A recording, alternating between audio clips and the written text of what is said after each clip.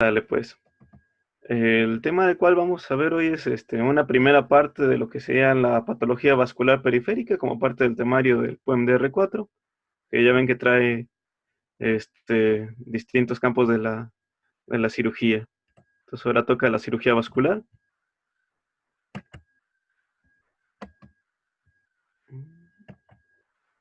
Los objetivos de la clase es conocer información a manera de visión general de la enfermedad vascular periférica, establecer los principales factores etiopatogénicos y fisiopatológicos en la enfermedad vascular, y hablar sobre algunos métodos diagnósticos usados en este mismo campo. ¿Vale? La enfermedad vascular periférica engloba a todas aquellas entidades nosológicas que son el resultado de la estenosis u obstrucción del flujo sanguíneo en las arterias y venas. Excluye a los vasos coronarios e intracraneales. Prácticamente esta cirugía vascular periférica, pues prácticamente son todos los vasos sanguíneos si nos damos cuenta. No solo estudia las patologías en las extremidades, como muchas veces pensamos al escuchar la palabra periférico, también va a estudiar las patologías aórticas, carotidias, yugulares, de los vasos intraabdominales. Prácticamente cualquier vaso sanguíneo es proclive al estudio de la cirugía vascular periférica, excepto los coronarios, prácticamente los cardíacos, y los vasos que están en el sistema nervioso central. La forma de dividir el estudio de estas patologías es a través de la división de los vasos afectados. Esto quiere decir que vamos a estudiarlo ya sea por arteria o por vena.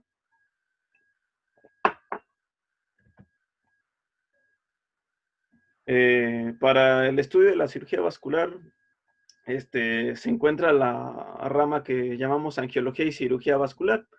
Esta rama de la cirugía se define como la disciplina dedicada al diagnóstico, al tratamiento médico y quirúrgico, además de la rehabilitación de las enfermedades arteriales, venosas y linfáticas, las orgánicas funcionales, y como dije en un principio, vamos a exceptuar las enfermedades cardíacas del sistema nervioso central.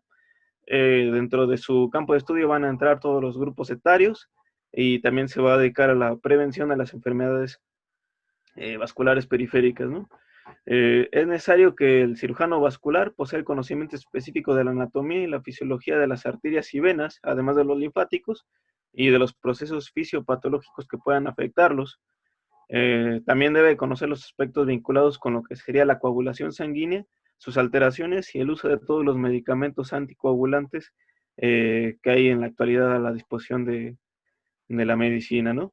Entonces, como ven, la cirugía vascular es una rama médico-quirúrgica, por eso es que tiene estos dos nombres de angiología, que sería su rama médica, y cirugía vascular, que sería la rama quirúrgica, ¿no?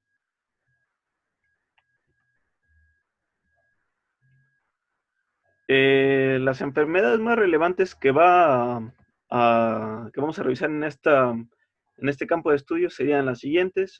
Van a ser las arteriopatías ateroscleróticas, los aneurismas, las isquemias agudas causadas por cualquier forma, ya sea trombo, embolia, disección de alguna arteria, las malformaciones arteriovenosas, las angiodisplasias, disturbios vasomotores como el fenómeno de Raynaud, enfermedades vasculares de los territorios viscerales, el renal, el mesentérico, las varices, las insuficiencias venosas crónicas de los miembros inferiores y superiores, las trombosis venosas agudas, el linfedema, el trauma vascular, la hipertensión portal, la insuficiencia renal crónica mediante la confección de accesos para diálisis, esto quiere decir confeccionar fístulas arteriovenosas, y en el campo de la oncología va también a confeccionar los accesos para las quimioterapias, embolizaciones y otros tratamientos endovasculares para los tumores.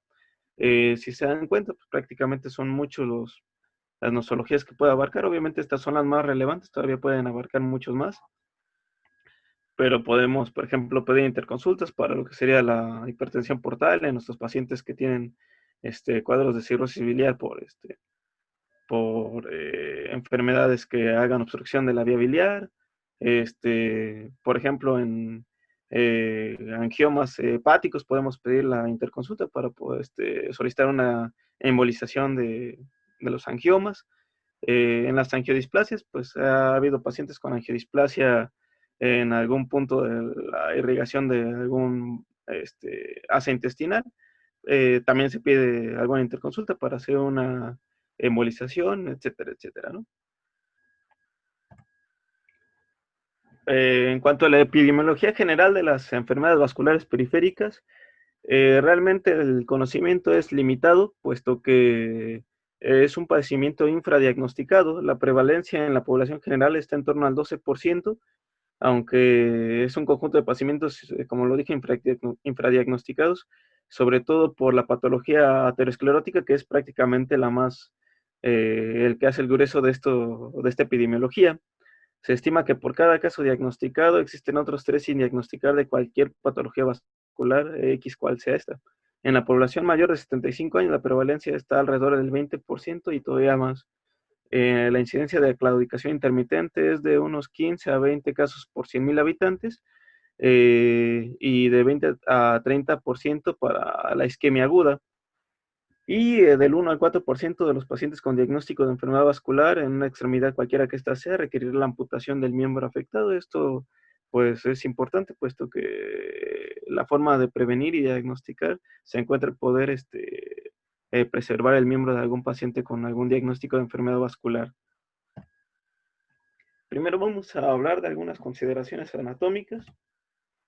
Ya conocemos un poco de anatomía de pregrado, sin embargo vamos a recordarla. Vamos a hablar del vaso arterial primero. Son vasos que obviamente distribuyen la sangre desde el corazón al resto del organismo y hasta el lecho capilar. Son conductos membranosos, elásticos y con múltiples ramificaciones. Transmiten el flujo de forma pulsátil eh, a todo el cuerpo, ¿no? Se componen de 3 capas: la adventicia, la media y la íntima. Las características de estas son que la adventicia está formada por tejido conjuntivo, principalmente por fibras colágenas. La media es una capa más gruesa, conformada por fibras musculares y fibras elásticas. Y la íntima está formada por el endotelio propiamente, con su capa subendotelial, en la cual hay bastantes fibroblastos y fibras colágenos. Esto es un poco importante conocer la histología de cada una de sus capas, puesto que la fisiopatología está relacionada con la alteración de cada una de ellas, ¿no? En cuanto a los tipos arteriales, tenemos las arterias elásticas, las musculares y las arteriolas. Las arterias elásticas son los vasos de conducción, son los vasos más grandes. Tenemos, por ejemplo, a la aorta, a los troncos inominados, a las carótidas comunes. Las características de las arterias elásticas es que, como su nombre lo dice, tienen en su capa media la concentración más grande de fibras elásticas, lo que permite que su flujo sanguíneo sea más regular y permiten una propulsión mucho, ¿cómo se puede decir? Que a mayor presión no tengan una propulsión tan acelerada, con el fin de preservar la integridad del vaso sanguíneo. Las arterias musculares son vasos de distribución, quiere decir las diferentes ramificaciones de lo que sean las arterias elásticas. Tenemos, por ejemplo, la radial, la femoral. Son prácticamente la mayor cantidad de estos vasos, ¿no? Su característica principal es que tienen una capa media con mucho más fibras musculares y fibras de colágeno. Y las arteriolas son las ramas terminales que irrigan el territorio capilar. Son arterias de muy bajo calibre, menor tejido elástico y con presencia de fibras musculares lisas prácticamente como parte de todas sus capas. No tienen prácticamente túnica adventicia, ¿no? No tienen prácticamente más que las fibras musculares que van a permitir una especie de efecto de válvula que impide el reflujo. En cuanto a lo que sería la anatomía de las venas, son los vasos encargados de conducir la sangre desde los capilares hacia el corazón. Son vasos de pared más delgada y frágil que las arterias, son más colapsables, tienen además mayor capacidad de distensión. La musculatura esquelética permite la función de las venas por medio de la presencia de válvulas que forman las válvulas semilunares, eh, principalmente en el territorio de las vénulas. Su diferencia fundamental en sus capas es prácticamente esto que mencioné, que es la elasticidad, la distensibilidad, perdón, y la colapsibilidad. La capa interna o endotelial es similar a la de la arteriola, sin embargo, la presencia de las válvulas que mencioné impiden el reflujo. En cuanto a la capa media, que también es una capa con más tejido muscular liso, es prácticamente más delgada y con mucho menos fibras elásticas y musculares. Y la externa o adventicia es incluso más rica en fibras de colágeno que las arterias. Eh, Existen dos sistemas venosos, el sistema venoso superficial y el sistema venoso profundo. El superficial prácticamente está sobre una capa aponeurótica, es incluso conocido como supraponeurótico, y es ampliamente distribuido. Prácticamente hay mayor cantidad de venas superficiales que profundas. Sin embargo, el sistema venoso profundo va a ser el encargado de la mayor cantidad de retorno de sangre hacia el corazón. La fuerza que impulsa la sangre de las extremidades superiores es fundamentalmente por la gravedad. Sin embargo, las extremidades inferiores lo hace a través de varios mecanismos de propulsión. Entre ellos está la contracción muscular, el resto del impulso del latido cardíaco y una presión negativa ejercida por los pulmones. Todo eso hace que el flujo de sangre vaya contra gravedad e impida el reflujo. Las principales funciones de lo que serían los vasos venosos son, aparte de lo que sería el retorno sanguíneo, también como un almacenamiento de volumen. Son como que una de las primeras mecanismos de, de regulación ante un estado de choque a través del secuestro de volumen, ¿no? Eso es en cuanto a la anatomía de arterias y venas. Vamos a hablar ahora de factores de riesgo y etiopatogenia de las enfermedades vasculares periféricas. Si tienen alguna duda, me van comentando durante la ponencia, ¿sale? Vamos haciendo un resumen. Chris, pregúntale a Ken, Ajá. a ver, si entendió la diferencia en un sistema periférico, superficial y profundo. Con gusto. El sistema venoso superficial, como lo dije, es supraponeurótico. ¿A qué me refiero con supraponeurótico? Ya ven que tenemos estas distintas capas este, de piel a profundidad, en donde tenemos piel, tejido celular cutáneo, este, una capa de músculos superficiales, una aponeurosis, músculos profundos. El sistema venoso superficial es que está arriba de esta aponeurosis que divide estas dos capas, ¿sale? Normalmente el sistema venoso profundo está encerrado en paquetes neurovasculares. Esto quiere decir que está encerrado junto con alguna arteria y un nervio, de que le dan prácticamente el nombre incluso a la vena, ¿no? El sistema venoso profundo prácticamente va a la par de su arteria. Siempre hablamos de que el sistema venoso es doble a comparación de la arterial. Esto quiere decir que hay dos venas por arteria. Esto hace alusión de que hay un sistema profundo y uno superficial, y en cuanto a lo que serían las arterias, no se puede subdividir en estos dos sistemas. Solo hay una arteria por dos venas, y estas venas corresponden a la profunda y a la superficial, ¿no? Entonces, en el sistema profundo está el paquete neurovascular, y en el sistema superficial, pues prácticamente no está encerrado en un paquete, sino que está ampliamente distribuido, ¿no? No sé si eso respondió un poco la duda. Sí, sí, sí. Solo que esa pregunta era para Ken. Ah, ya. Es que como no lo vi que la pusieran en el chat, por eso es que no. Ah, ¿no está? Mm, mm. Está bien. Sí, la Sale veo. pues, Sí, sí. sale pues. Ahora, factores de riesgo y etiopatogenia. Este, Prácticamente los factores son concordantes como a las enfermedades cerebrovasculares y de cardiopatía isquémica. O sea, son los mismos factores etiopatogénicos o factores de riesgo los que van a involucrar tanto a la este, enfermedad vascular periférica como a la enfermedad vascular coronaria y cerebrovascular. Tenemos a los no modificables, que prácticamente serían la edad y el sexo. La edad es el principal marcador de riesgo no modificable. Como lo dije hace un momento, la prevalencia va a aumentar drásticamente a partir de los 70 años, puesto que incrementa, uno, el grado de oxidación y elasticidad de los vasos sanguíneos, al mismo tiempo de que ya se acumuló algún grado X de enfermedad aterosclerótica. En cuanto al sexo, la prevalencia, tanto sintomática como asintomática, es mucho mayor en varones que en mujeres.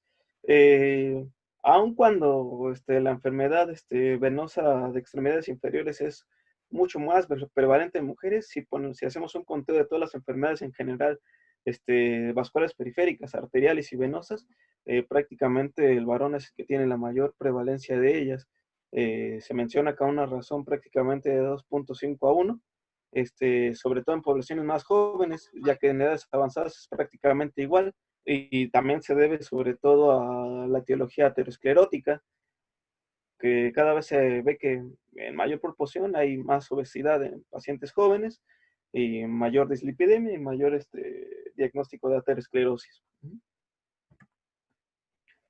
El tabaquismo sigue siendo el factor modificable más importante de todos. El riesgo de padecer una enfermedad vascular periférica es 6 veces más entre fumadores que entre aquellos que no lo son.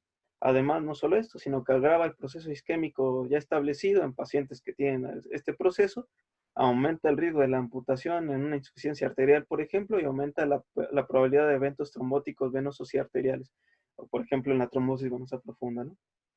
Entonces, prácticamente, si la pregunta es cuál es el factor de riesgo más importante, modificable, es el tabaquismo.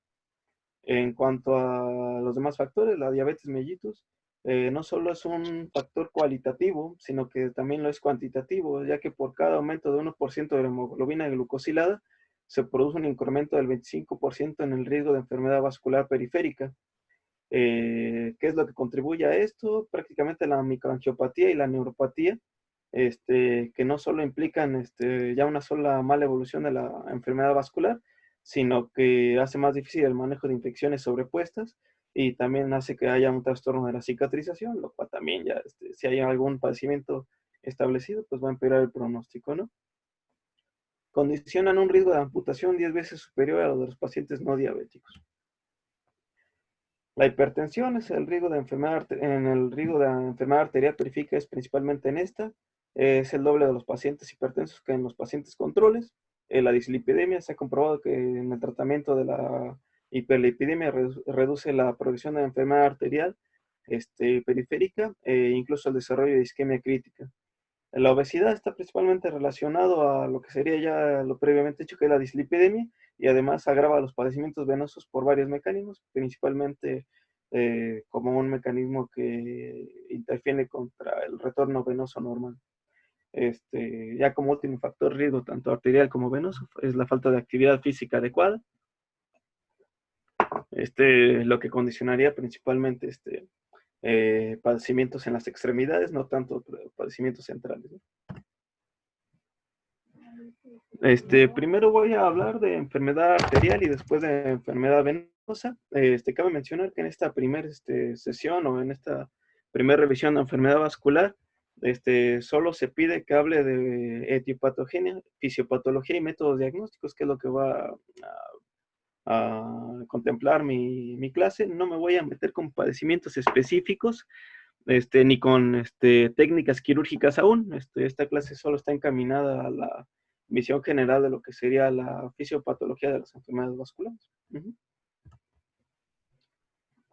En cuanto a lo que sería la insuficiencia arterial periférica, es el conjunto de cuadros sindromáticos, agudos o crónicos, generalmente derivados de la presencia de una enfermedad arterial oclusiva. Sin embargo, no es exclusivo. Esto va a condicionar un insuficiente flujo sanguíneo a las extremidades o a cualquier otra parte del cuerpo, ¿no? En la gran mayoría de las ocasiones, el proceso patológico subyace en la enfermedad aterosclerótica, y afecta preferentemente a la vascularización de los miembros inferiores.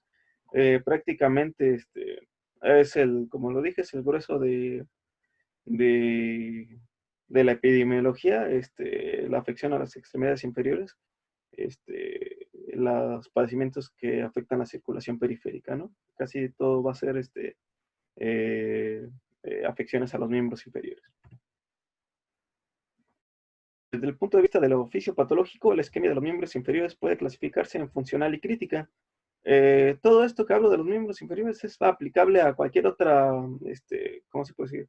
Cualquier otra parte del organismo. Sin embargo, es en donde más se ha estudiado esta fisiopatología, ¿no? La isquemia funcional ocurre cuando el flujo sanguíneo es normal en reposo, pero insuficiente durante el ejercicio. Esto se va a manifestar clínicamente como la claudicación intermitente. La isquemia crítica se produce cuando la reducción del flujo sanguíneo ocasiona un déficit de presión en reposo, o de perfusión, perdón, en reposo, y define por la presencia de dolor en reposo o lesiones tróficas en las extremidades, ¿no? El grado de afectación clínica dependerá en sí de dos factores. Uno, la evolución cronológica, esto quiere decir que sea un proceso agudo crónico, y la extensión de la enfermedad, esto quiere decir de cuántos sectores estamos hablando de afección, ¿no?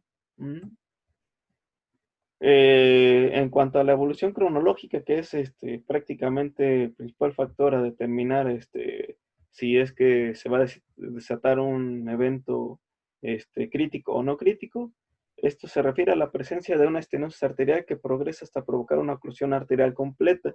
Si el tiempo de evolución es bastante, esto promueve el desarrollo de circulación colateral. Sin embargo, si es un proceso de oclusión aguda, pues prácticamente no hay una circulación colateral que se pueda haber generado, y por lo tanto esto nos lleva a una isquemia crítica, ¿no?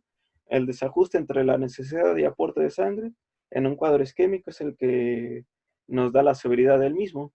Este, un cuadro trombótico y un cuadro embólico prácticamente nos llevaría a un cuadro ya sea o crítico o no crítico. Un trombótico, por ejemplo, se forma el trombo muchas veces en una cantidad muy variable de tiempo, normalmente en muchos años, en lo que se forma la placa de ateroma y se forma el trombo. Si este es el factor oclusivo, pues podemos decir que ya tenemos circulación colateral. Sin embargo, si es un proceso embólico, vamos a poner que este trombo se desprende y llega a ocluir un vaso de menor calibre, o que haya un émbolo de cualquier otro índole, pues prácticamente esto nos llevaría a una insuficiencia arterial crítica aguda, ¿no? Entonces depende de esta evolución el pronóstico del sector afectado. Voy a meterme con lo que sería la fisiopatología de la enfermedad aterosclerótica, puesto que es la fisiopatología más común. Prácticamente el Schwartz habla principalmente de este método fisiopatológico como ejemplo de cualquier fisiopatología de enfermedad vascular periférica. La enfermedad vascular aterosclerótica es un proceso difuso y progresivo con una distribución variable, puede ser unisectorial o multisectorial, y tiene una presentación clínica que depende del territorio ya implicado, ¿no? La etiología, aunque es desconocida, pues tenemos que es principalmente aceptado que es la teoría inflamatoria como parte de la etiología. Nos hablan de un depósito de lípidos en la capa subendotelial que inicia el proceso de fisiopatología, ¿no? A grosso modo, esta es una imagen que nos representa la fisiopatología de la enfermedad aterosclerótica. Seguramente ya la hemos visto en algún momento en nuestra formación de pregrado, sin embargo lo vamos a retomar.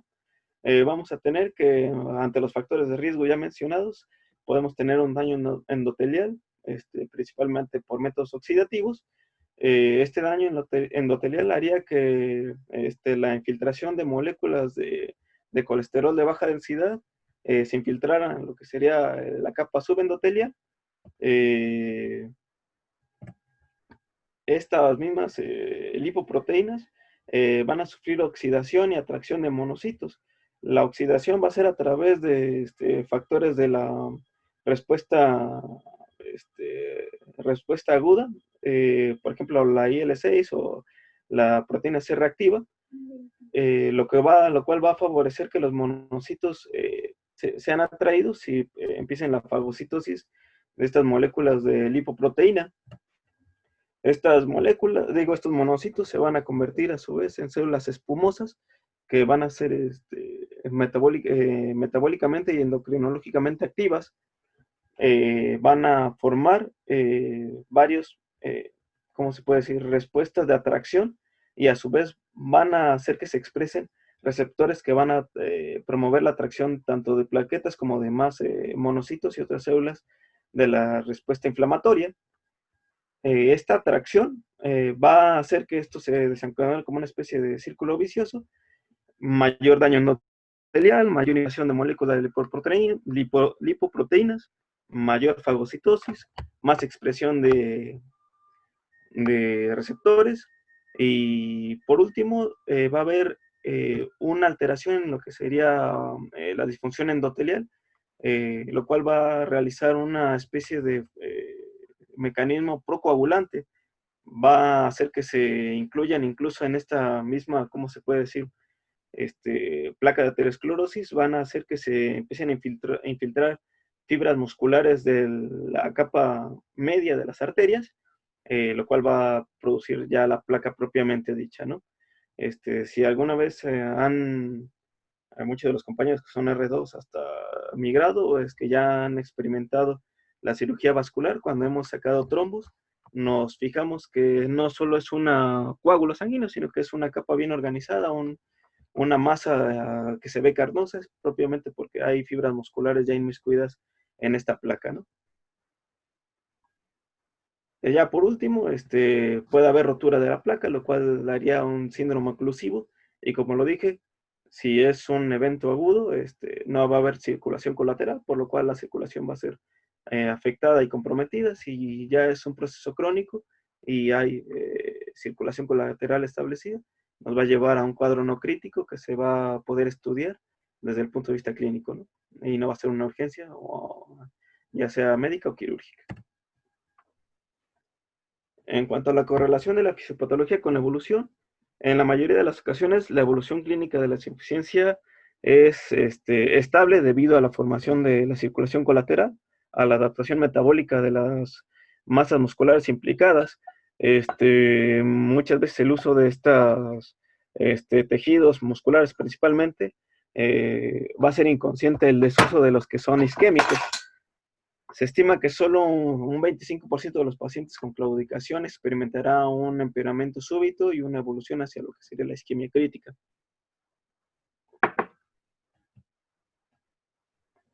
En pacientes con claudicación, el mejor predictor de progresión de la enfermedad es algo que llamamos índice tobillo-brazo. La forma de tomar este índice tobillo-brazo es la siguiente. Es importante, vaya, es como que se menciona como la herramienta no invasiva clínica de primer contacto más útil entre todas las que existen. Vamos a usar,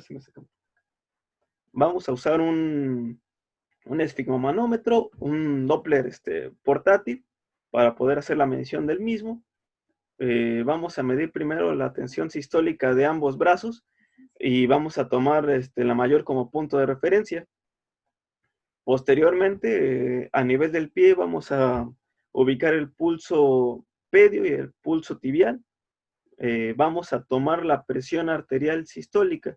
Esta forma de toma es de la siguiente forma: se va a poner el brazalete arriba del maleolo del pie, se va a insuflar, ya con el Doppler colocado sobre la arteria pedia.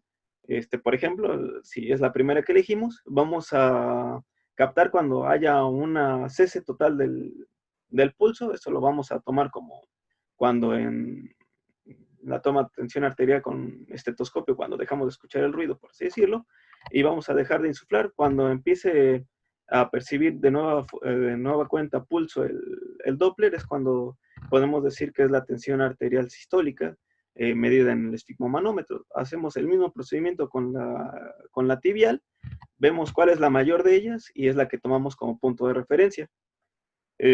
Vamos a hacer la división entre lo que sería este pulso sobre el sistélico del brazo, y es lo que nos va a dar el índice de tobillo-brazo.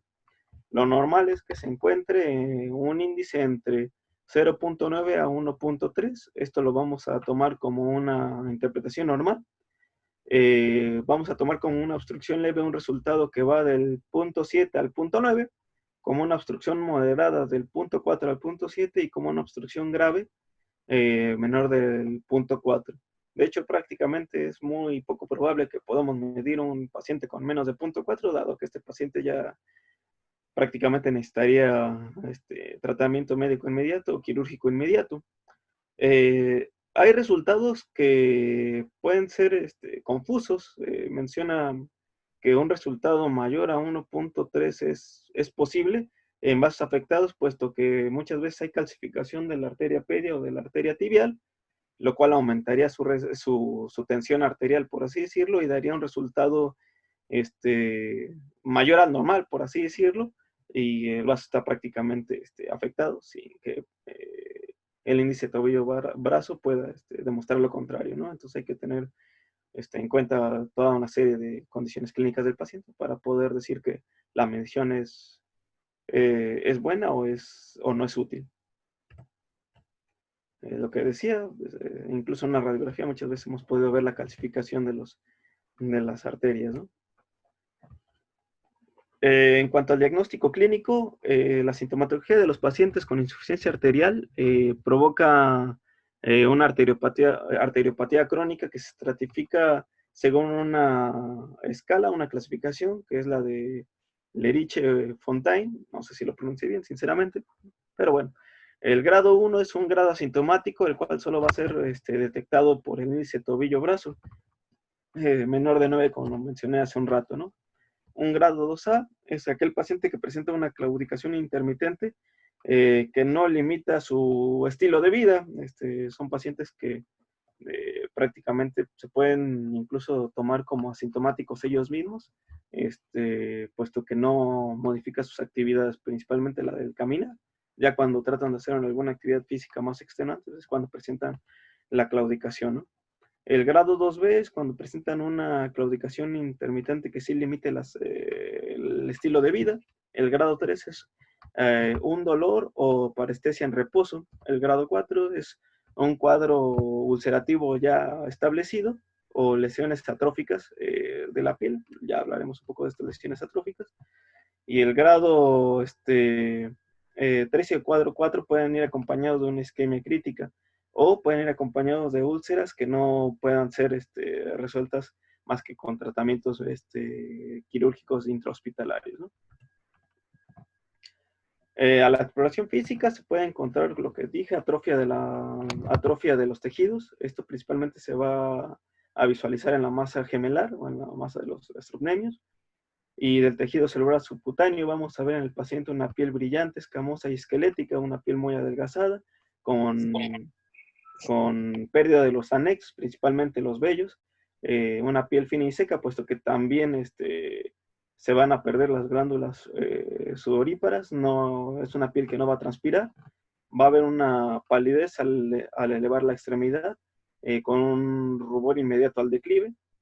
Se va a tener que valorar cada uno de los pulsos periféricos, así como la existencia de los soplos que sugieran la estenosis de estos mismos. Es importante esto de los pulsos, es prácticamente de lo más usado en la exploración física de la cirugía vascular. Saber explorarlos es muy importante, ¿no?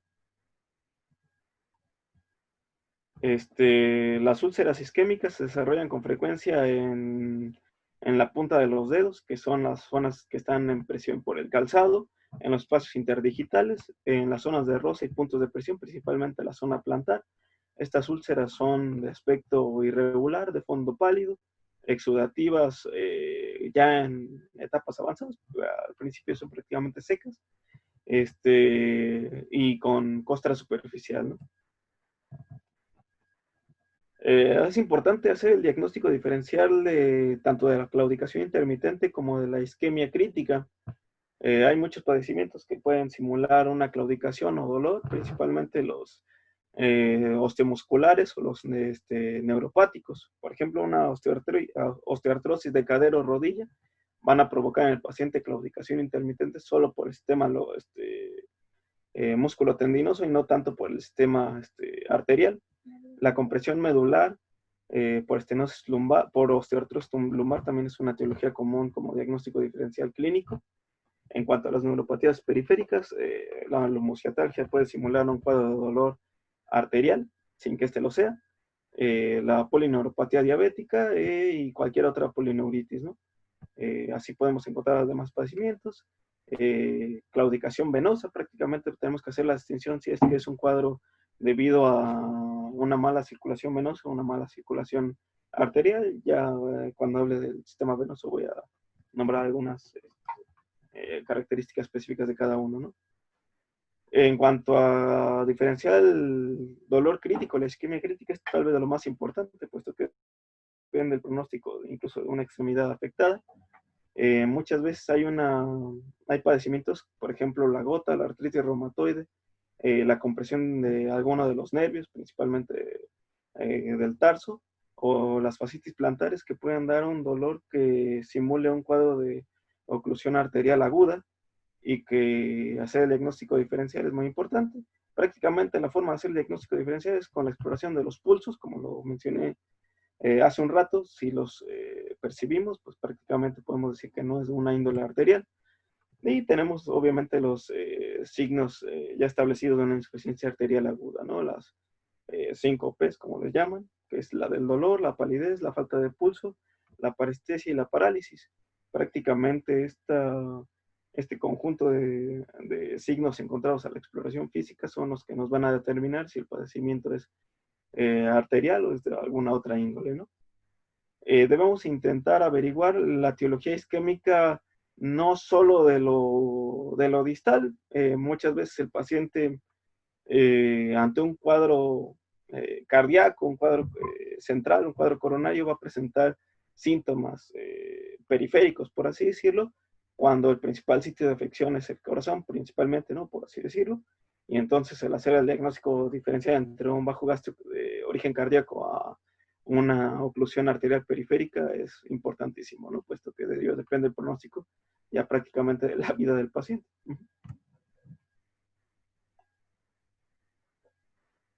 A manera general, un pequeño algoritmo de la enfermedad arterial periférica sería el siguiente. Empezamos con una anamnesis del paciente que llega a nosotros, una valoración general completa prácticamente, la exploración vascular que ya mencioné. Si esta sale negativa, pues tenemos que investigar otras etiologías. Si es positiva y es aguda, pues debemos de enviarlo a un siguiente nivel de atención. Si es crónica y es crítica, también lo tenemos que enviar a algún nivel de atención más especializado, principalmente servicios de cirugía vascular. Si es positiva la exploración vascular, pero encontramos signos de afección moderada, lo que ya dije, complementado con el índice del tobillo-brazo, debemos hacer analítica del caso, pedir Doppler o algún otro método de diagnóstico de imagen y dar manejo. Si tiene una mala evolución en el manejo, podemos referirlo a un centro de cirugía vascular. Si tiene una buena evolución, pues se puede dar el control ambulatorio, ¿no? Esto prácticamente se ha aterrizado en un primer nivel de atención. Sin embargo, pues recordemos que nosotros no somos cirujanos vasculares. Prácticamente vamos a tratar pacientes desde por así decirlo, como si fuéramos un primer nivel de atención en algún momento, y es importante tener todas estas características en cuenta, ¿no? Esto es en cuanto a grosso modo, la enfermedad arterial periférica. ¿Tienen alguna duda? ¿Algo que deseen complementar?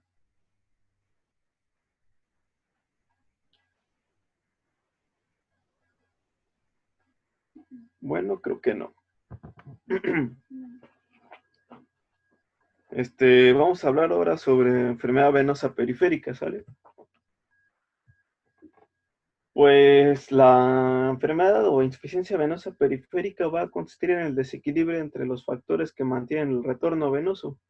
Estos factores los vamos a dividir entre centrífugos y centrípetos.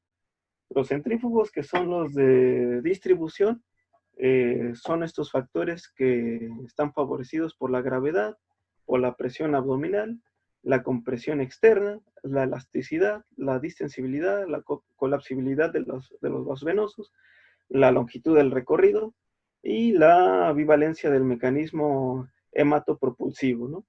¿A qué me refiero con estos factores centrífugos? O sea, que son los de distribución. Se puede decir que son los factores previos a la circulación venosa, por así decirlo, ¿no? Vamos a poner ejemplo,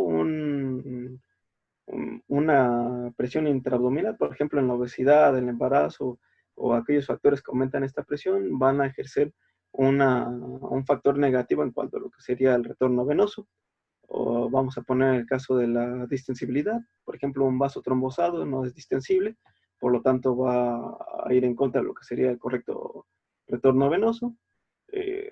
En cuanto a la longitud del recorrido, se puede ver que la afección de, por ejemplo, una trombosis en el mismo caso, también al disminuir el retorno recorrido, pero a nivel inverso de, de distal proximal, también va a ir en contra del correcto retorno venoso, etcétera, etcétera, etcétera, ¿no? En cuanto a las influencias centrípetas que van a ser la influencia de retorno de distal proximal, vamos a tener como principales, primero desde distal proximal, la fuerza del aplastamiento de la esponja plantar, aunque no lo sepamos, es un gran factor que va a favorecer el retorno venoso. Esto, importancia desde el punto de vista de la actividad física, el simple caminar, se puede decir que ya es un factor que previene la insuficiencia venosa periférica, ¿no? En cuanto a lo que sería la propulsión, vamos a poner, por ejemplo, la insuficiencia valvular, que es lo principal en cuanto a lo que sería la propulsión, junto con la actividad muscular. Si está afectada, pues va a ir en contra del correcto retorno venoso. En cuanto a la aceleración de la sangre, pues vamos a tener la venomotricidad, las pulsaciones arteriales. Si está afectada la circulación arterial, en algún modo va a estar afectada la circulación venosa. Y por último, la presión negativa de la caja torácica, que es también uno de los principales factores de retorno venoso, ¿no? Las venas superficiales, como lo dije, solo drenan una pequeña porción de lo que sería el sistema venoso. Del 10 al 15% del caudal va a estar siendo retornado a través de este sistema superficial o supraponeurótico.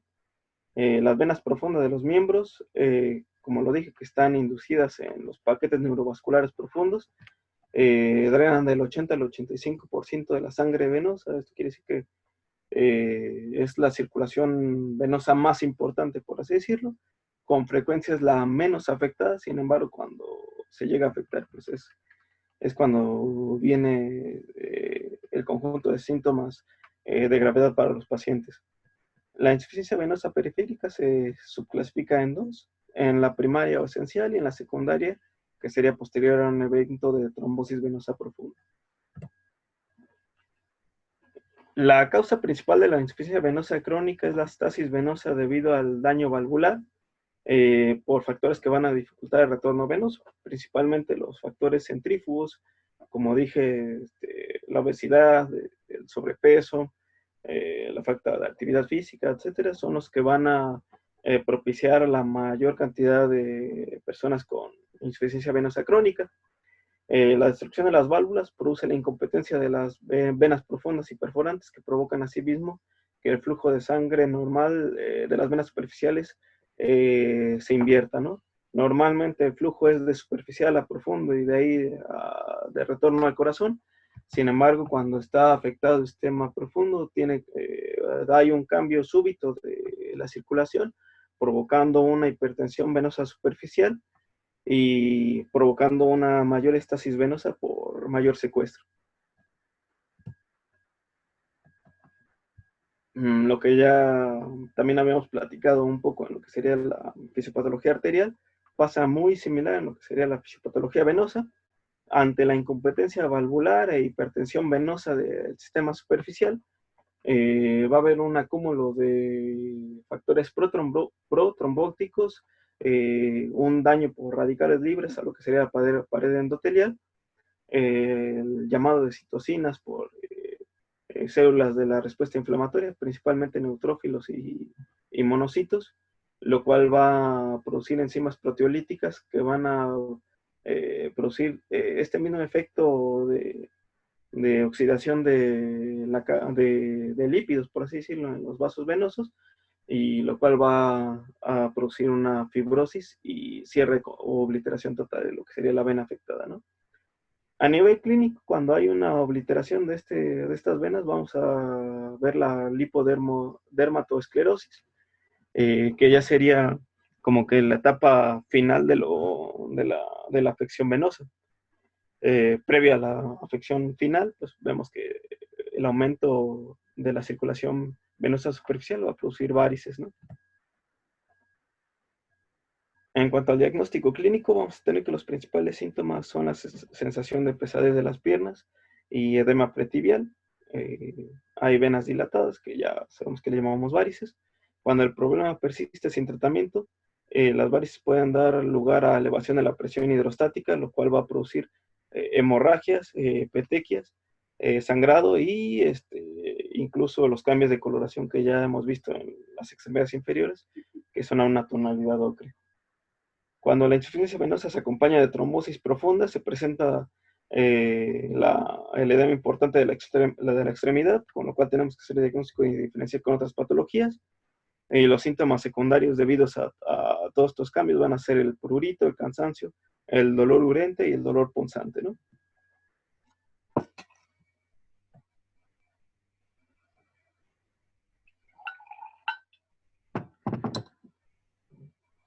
Para el diagnóstico tenemos etapas, prácticamente etapas de afectación de la insuficiencia venosa periférica. Debemos de clasificar a los pacientes eh, según nuestros hallazgos clínicos en estas diferentes etapas, puesto que de ellas depende que podamos darle manejo cualquier médico o que tenga forzosamente que ser visto por algún especialista de la rama de la cirugía vascular.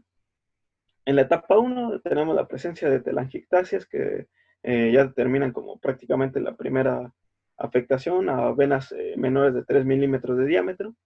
En la etapa 2 vamos a ver las varices que pueden aparecer en cualquier parte de la pierna o muslo por la afectación de venas mayores a 3 milímetros de diámetro.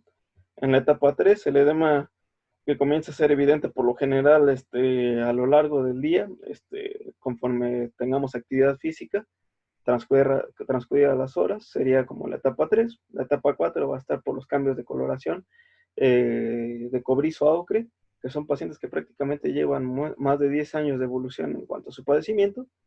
Y también se empiezan a ver los cambios aquí de lipodermatosclerosis, ¿no? En la etapa 5 ya hay un proceso ulcerativo que es una úlcera cicatrizada, una úlcera seca.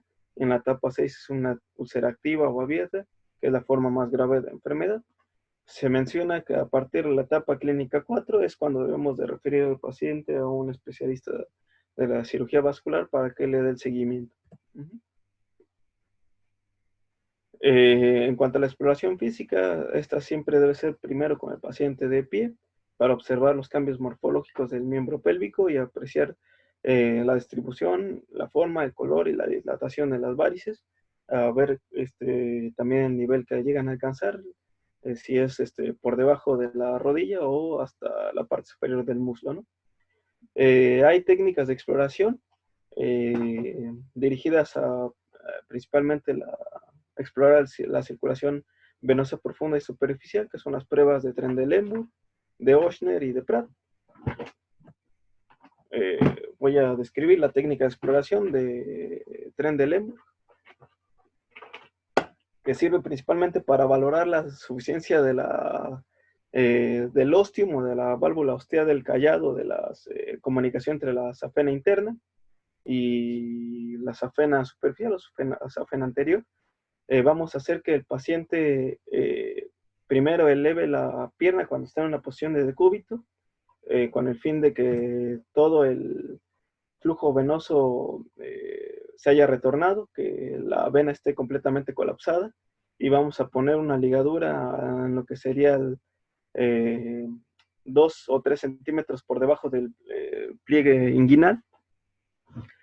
Posteriormente vamos a hacer que el paciente se ponga de pie sin soltar la venda elástica. Vamos a dejar que pasen 30 segundos y después de esto vamos a hacer la retirada de la misma. Una prueba normal se produce cuando el llenado, cuando el paciente se pone de pie, es lento por debajo, en una dirección de abajo arriba, debido a que el flujo de la sangre desde las colaterales no va a variar incluso al soltar la ligadura. Entonces vamos a poner al paciente en decúbito, después lo vamos a poner de pie y se tiene que llenar poco a poco la vena de abajo hacia arriba, ¿no? Vamos a tener una prueba positiva cuando la vena va a permanecer vacía y se va a llenar o se va a llenar muy, muy lentamente. O sea, en este tiempo que vamos a pasar, que son 30 segundos antes de quitar la ligadura, no se va a llenar o se va a llenar mucho más lento que lo haría una pierna normal. Y esta misma se va a llenar de forma muy súbita a nosotros quitar la ligadura. ¿Esto qué nos va a expresar? Nos va a expresar que el callado sufreno interno va a ser el que está exclusivamente afectado, sin insuficiencia de las comunicantes. Una prueba doble positiva se va a observar en el paciente un llenado rápido de abajo arriba antes de soltar la ligadura. Esto nos va a indicar que están afectadas las comunicantes y al soltar la ligadura va a aumentar de forma repentina el llenado, pero ahora inverso, de arriba hacia abajo, lo cual va a señalar que hay una insuficiencia del callado safeno interno. Y por último, la prueba negativa es cuando se observa el rellenado rápido antes de soltar la ligadura. Esto es por insuficiencia de las comunicantes, sin que varíe al soltar la ligadura, ¿no? Esto indica una insuficiencia profunda del callado safeno interno, ¿no? Esta prueba es muy importante, puesto que de ella se va a desprender que sepamos si lo que está afectado es el sistema superficial o el sistema profundo. Vamos a ver que los pacientes pueden ser sometidos a cirugía mientras que no esté afectado el sistema venoso profundo, ¿no? La segunda prueba, que es la prueba de Ochsner, solo se realiza si la prueba de Trendelenburg es positiva o doble positiva.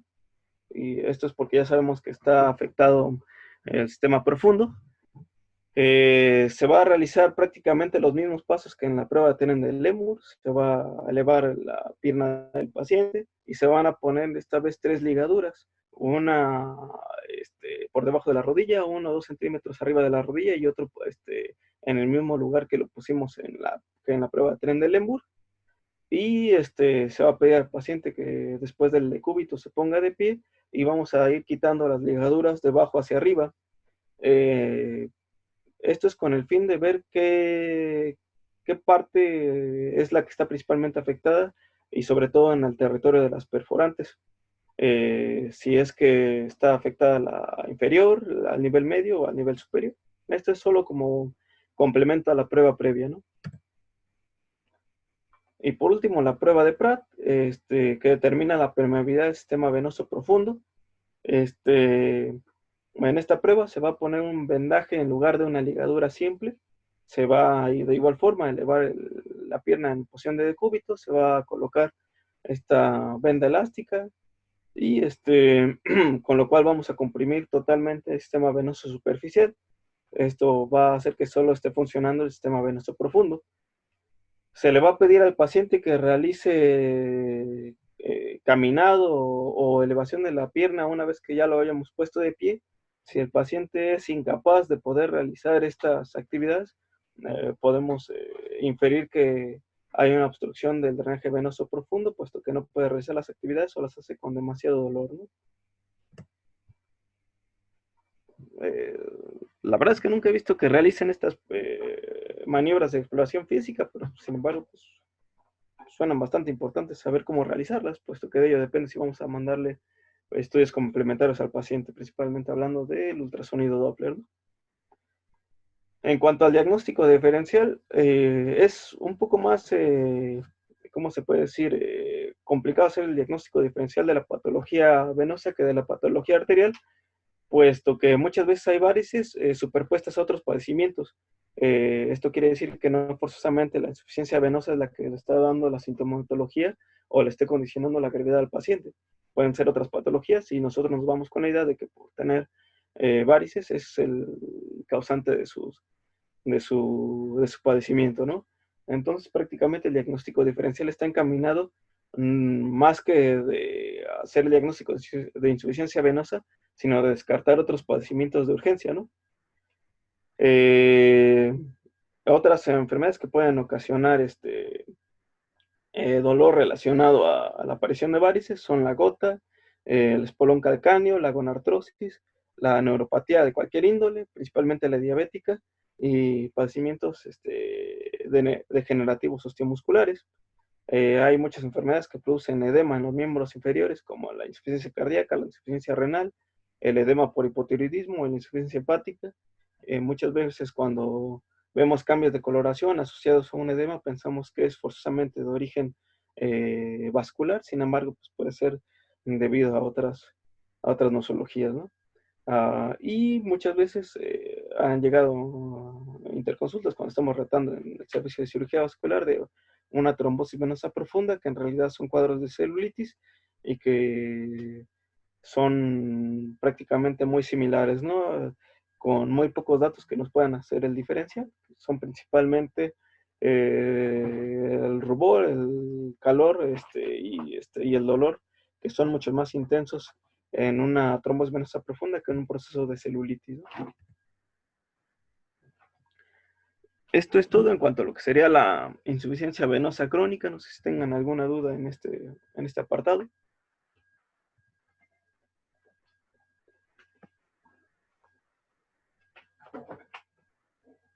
Parece que no. Y entonces nos vamos ya por último a los métodos diagnósticos por gabinete empleados en lo que sería la patología vascular. El temario nos pide que hablemos principalmente de tres: de la flebografía, del ultrasonido Doppler y de las arteriografías, ¿no? Primero vamos a hablar de la flebografía. Este es un método de diagnóstico invasivo, principalmente encaminado a ver la anatomía de las venas. Con el desarrollo actual de lo que sería el ultrasonido Doppler, prácticamente es muy limitado el uso de la flebografía. Sin embargo, todavía es necesario en muchos pacientes que van a ser intervenidos de forma quirúrgica. De hecho, es una de sus principales indicaciones. Cualquier cirugía del sistema venoso profundo requiere de una flebografía, ¿no? No así del sistema venoso superficial, con el cual solo el Doppler es más que suficiente. En cuanto a las indicaciones, la alta sospecha de trombosis venosa profunda cuando las pruebas no invasivas son inconcluyentes nos hacen forzoso el realizar un estudio de flebografía. La evaluación de la enfermedad del sistema venoso profundo, como dije, previo a una cirugía, es mandatorio realizar este mismo método diagnóstico. Tenemos la flebografía ascendente y la flebografía descendente, ambas deben ser realizadas. Ambas van a dar información importante acerca del árbol venoso que estemos estudiando. La ascendente principalmente para el mapeo de la afección y la descendente para determinar el grado de reflujo. Esto los usan los médicos vasculares como predictores del éxito de cirugías del sistema venoso profundo. Por el momento es irreemplazable y es el gold estándar, como lo dije, para procedimientos venosos profundos, no así superficiales. Las indicaciones en cuanto a enfermedades por las cuales nos puede ser útil la flebografía va a ser para fleboangiodisplasias, los aneurismas venosos, las recisivas varicosas complejas, las varices pélvicas, las varices vulvares y las varices dependientes de ramas extrapelvianas de la vena hipogástrica. Esto quiere decir que para venas que lleguen más allá de lo que sería el muslo, pues prácticamente está indicado hacer una flebografía, ¿no? Las contraindicaciones, pues como en todo método contrastado, hacer la alergia al contraste, intolerancia al decúbito supino, puesto que es la posición que requiere el paciente para hacer la flebografía. Pacientes no colaboradores, pues recordemos que es un método invasivo, eh, a veces precisará de algún método anestésico para poder llevarla a cabo, y mujeres embarazadas. En cuanto a la preparación del paciente, debe ser un paciente que debe estar en ayuno, como en todo método de intervención. Debe estar totalmente limpia y antiséptica el sitio de punción. Y si el paciente está en algún tratamiento anticoagulante, pues se debe de suspender de 7 a 10 días antes, a menos que el experto vascular diga lo contrario. Va a consistir en la introducción de un medio de contraste hidrosoluble a través de alguna de las venas periféricas. Va a ser el llenado de las venas profundas una vez que se inyecta el contraste. El contraste va a impedir, obviamente, el paso de los rayos X a través de una placa, que es con la cual vamos a tomar la imagen flebográfica, y vamos a detectar estrechamientos, obstrucciones o la presencia de vasos venosos anómalos durante el trayecto del estudio, ¿no? como lo pueden ver, es un estudio prácticamente radiográfico, ¿no? La duración de de la flebografía no complicada es aproximadamente unos 30 minutos, por eso es que se debe de hacer en pacientes que puedan tolerar el decúbito. Es un procedimiento eh, duradero, por así decirlo. En casos complicados incluso hay flebografías que pueden durar hasta 1 hora, principalmente las que son de extremidades superiores. Este catéter es de mediano calibre, propiamente es un catéter grande. Las venas que se usan principalmente en la extremidad superior son arriba del codo, y a nivel inferior son las que están en la región tibial posterior, ¿no? En cuanto a lo que sería después del estudio, se debe retirar el catéter y aplicar un vendaje sobre el sitio de punción.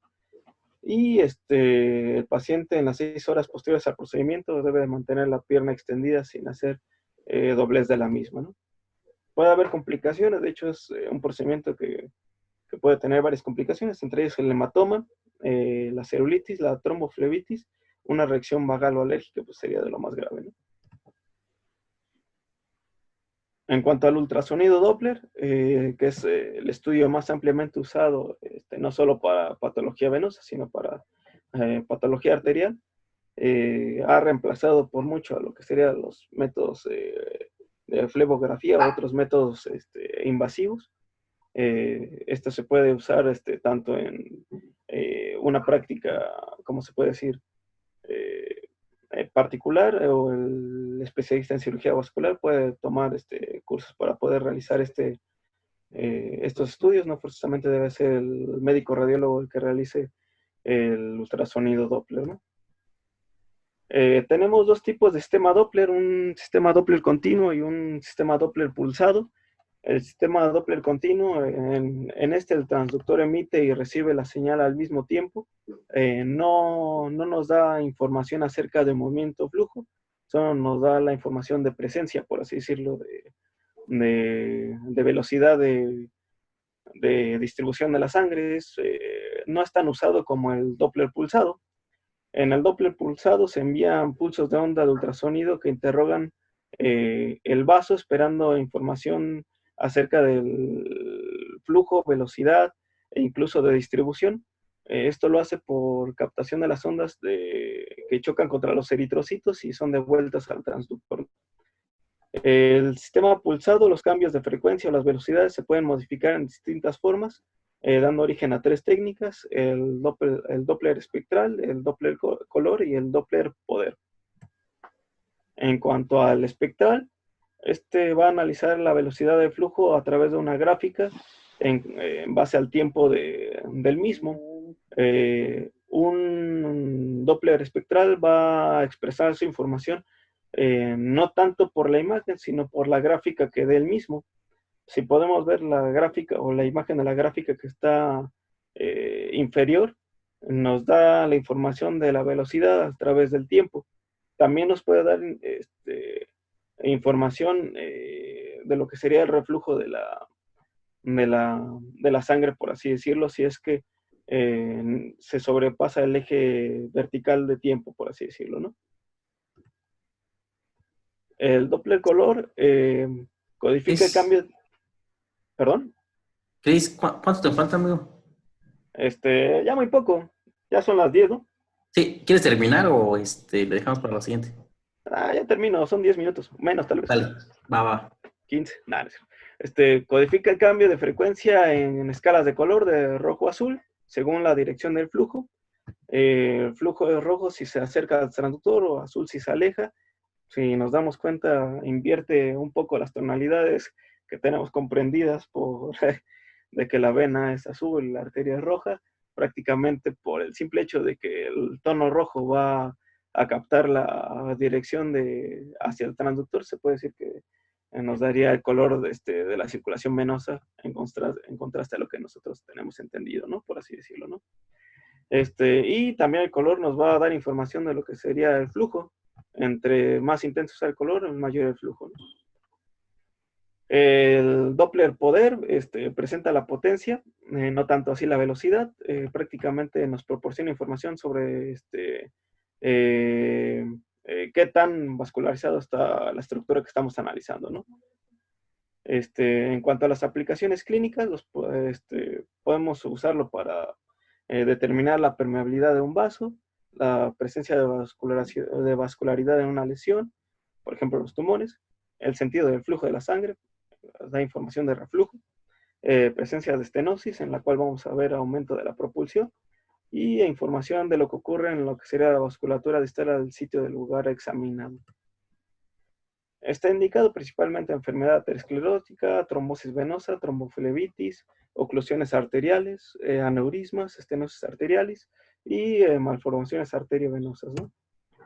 Las desventajas es que es operador dependiente, factores que limitan el rendimiento, por ejemplo, la obesidad del paciente, la distensión de las asas de intestino, por ejemplo, en ultrasonidos abdominales, y calcificaciones vasculares en las cuales pues, no nos proporcionaría mucha información por efecto de la calcificación de la pared del vaso, ¿no? Y en cuanto a la angiotomografía, es un método poco invasivo, solo requiere de una canalización de una vía para poder pasar medio de contraste. Está indicado principalmente en aneurismas, en trombosis, en embolias, en malformaciones vasculares, en trauma vascular, en tumores y en seguimientos posquirúrgicos. Y prácticamente la angiotomografía se va a preferir ante la angiografía solo con el fin de método diagnóstico. Si queremos un método tanto diagnóstico como terapéutico, vamos a hacer uso de la angiografía, que con él vamos a poder hacer técnicas de intervención endovascular, ¿no? Es una técnica invasiva, es la contraparte de la angiotomografía. De igual forma va a necesitar el uso de contraste. Vamos a realizar la cateterización de una arteria periférica. Frecuentemente se usa la arteria femoral y vamos a hacer el paso del catéter hasta lo más central posible o lo más cercano a la zona que vayamos a explorar. Evalúa la morfología del árbol arterial en sí, y va a evaluar los distintos accidentes de la circulación. Émbolos, traumas, estenosis, disecciones, aneurismas, etcétera, ¿no? Va a poder realizar el diagnóstico de hemorragias, por ejemplo, hemorragias de tubo digestivo de origen incierto que vienen del territorio de alguna rama de la mesentérica que no podamos explorar por técnicas endoscópicas o colonoscópicas. Es de lo más común que nosotros vamos a solicitar como cirujanos generales para hacer un diagnóstico de algún sangrado de intestino incierto, por así decirlo, ¿no? Disecciones vasculares, traumatismos y patología neoplásica. Va a ser usado en el tratamiento de angiodisplasias. Por ejemplo, vamos a poder hacer embolización de aquel vaso sangrante en un territorio intestinal que no podamos explorar desde el punto de vista endoscópico o colonoscópico. Vamos a poder hacer embolizaciones, instalación selectiva de fármacos, por ejemplo, radiofármacos, o quimiofármacos, ¿no? Tiene una baja tasa de complicaciones, sin embargo existen complicaciones por la punción. Podemos encontrar la hemorragia, el hematoma. Ya algunas veces nos han llegado interconsultas por hematomas durante cateterismos cardíacos, ¿no? Pseudoneurismas, fístulas arteriovenosas, trombosis y embolismos. Y por la manipulación pues podemos hacer la perforación de alguno de los vasos, la disección de alguno de ellos o la embolización también. Y esto es todo en cuanto a lo que sería la exposición de patología vascular, al menos la primera parte. No sé si tengan alguna duda o comentario.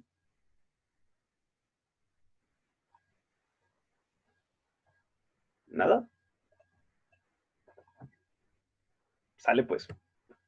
Bueno, conclusiones. Es indispensable para el especialista en cirugía general conocer los aspectos más generales del campo de la angiología y cirugía vascular para llevar a cabo diagnóstico oportuno, manejo o referencia en caso necesario. La enfermedad vascular no es ajena a algunas patologías de carácter quirúrgico. Es importante conocer la fisiopatogenia de las enfermedades vasculares, pues de ello depende el estado de los tejidos y principalmente cuando nosotros hacemos intervenciones quirúrgicas, ¿no? Tenemos que tener en cuenta que todo lo que operemos está dependiente de la circulación y por lo tanto debemos conocer la fisiopatología para hacer el pronóstico de nuestros pacientes. Es importante conocer la forma de realizar los distintos estudios de gabinete, usados en el campo de la cirugía vascular, así como su indicación, ventajas y desventajas.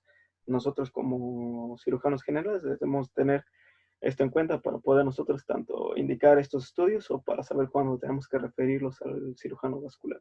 ¿Sale? Bueno, eso sería todo. Muchas gracias.